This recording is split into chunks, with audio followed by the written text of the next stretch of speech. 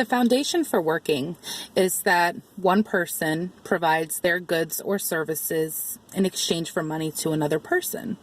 We see this all the time. We see it when people go to the hairdresser, when they go to the mechanic, when they hire housekeeping. It's all the same concept, hiring a person for their services. And this is normal. But what's not considered normal is a sex worker exchanging their services for money. When we discuss sex workers, all of a sudden this is an illegal and taboo concept. But do sex workers not have the same rights to provide their services to a consensual consumer? Hello. My name is Kara Rickers, and my reading is on Why It's Time to Legalize Prostitution by Kathy Reisenwitz. In the article, Reisenwitz does a great job of being able to pull readers out of their comfort zones and question their social norms by providing evidence as to why prostitution should be legalized and how it cuts back on violence, on sex trafficking, and is even backed by feminism. Sex workers have a 75% chance of experiencing violence in the workplace. This is exacerbated by the fact that sex workers do not report abuse. One of the reasons that they don't report abuse is because it's been known that sex workers will experience more abuse from police than they will from their clients. Sex workers also have nowhere safe to practice and are forced to work on the streets, work with pimps, hire madams. They no longer have access to what Reisenwitz describes as havens in Craigslist or Backpage. If you look at places like Germany, where prostitution is legalized, Germany has a decrease in violence against prostitution.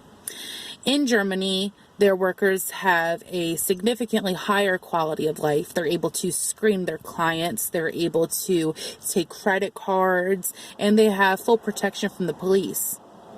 Another great thing about the legalization of prostitution in Germany is that Germany has a 10% reduction in sex trafficking. One of the big reasons why sex trafficking has been reduced is that sex workers are no longer afraid to be able to report any suspicious activity. If you also think about it from an economical point of view, sex workers will cost a lot less than the illegality of sex trafficking, where it costs money to be able to hold hostages. Germany altogether has been known as the Aldi of prostitution, as quoted by Times Magazine. Basically, you're able to shop for your services, shop for your goods.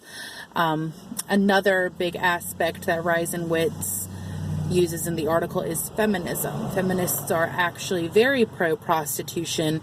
They are very pro women being able to do what they want with their bodies, how they want to with their bodies.